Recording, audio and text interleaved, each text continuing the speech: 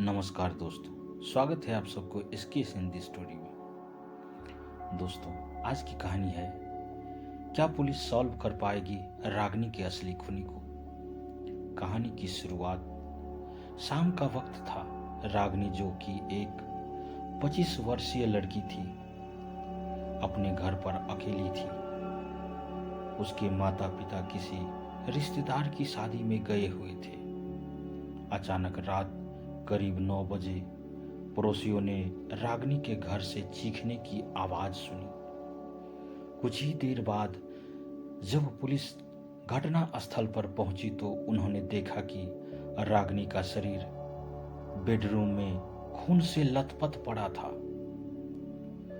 Police ने घटना स्थल का निरीक्षण किया और पाया कि दरवाजे पर कोई जबरदस्ती का निशान नहीं था। यह स्पष्ट था कि हत्यारा कोई ऐसा व्यक्ति था जिसे रागिनी जानती थी। पुलिस ने जांच शुरू करते हुए रागिनी के परिवार और दोस्तों से पूछताछ की। रागिनी के माता पिता ने बताया कि वह बहुत ही शांत स्वभाव की लड़की थी और किसी से दुश्मनी नहीं रखती थी। दोस्तों से पूछताछ रागिनी की सहेली प्रिया ने खुलासा किया कि पिछले कुछ दिनों से रागिनी परेशान थी। उसने बताया कि रागिनी का किसी से झगड़ा हुआ था, लेकिन उसने उस व्यक्ति का नाम नहीं बताया था। घटना स्थल से पुलिस को एक डायरी मिली जिसमें कुछ पन्ने फटे हुए थे।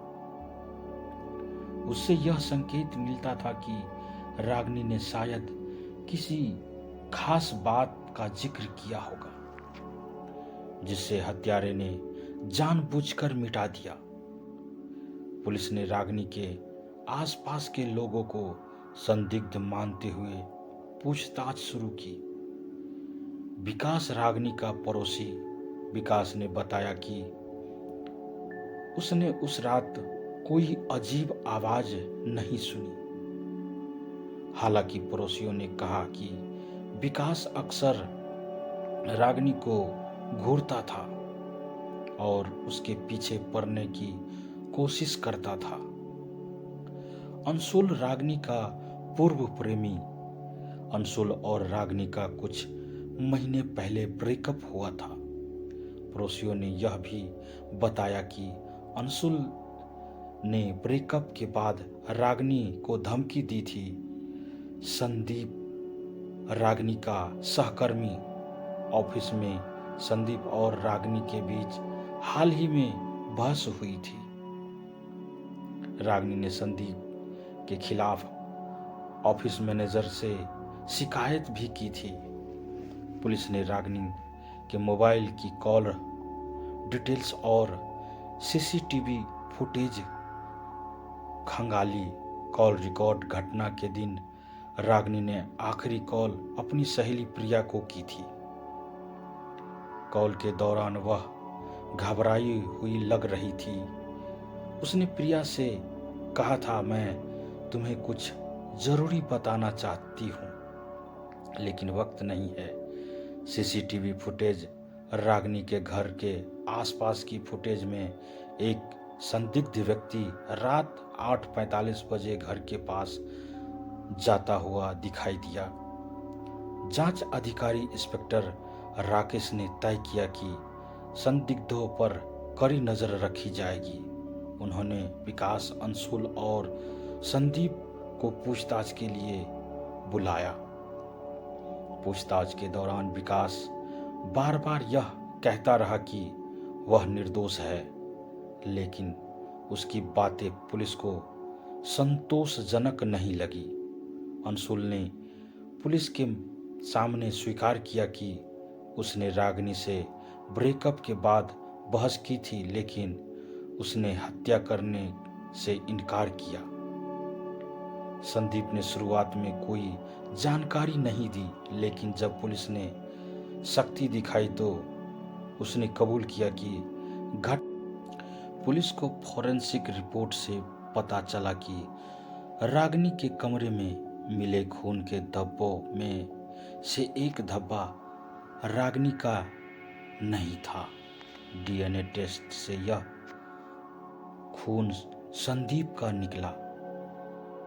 इसके अलावा पुलिस को रागिनी की फटी हुई डायरी के कुछ पन्ने संदीप के घर से मिले। इन पन्नों में रागिनी ने लिखा था कि संदीप मुझे धमकी दे रहा है, अगर मुझे कुछ हो जाए तो उसके खिलाफ रिपोर्ट करना। संदीप ने अंततः अपना जुर्म कबूल कर लिया।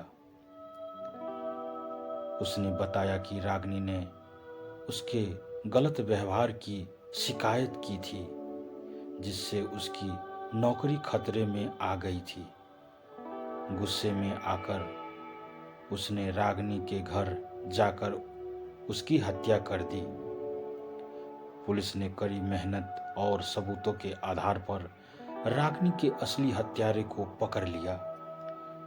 इस केस ने यह साबित कर दिया कि अपराध कितनी भी चालाकी से किया गया हो, सच्चाई छिप नहीं सकती।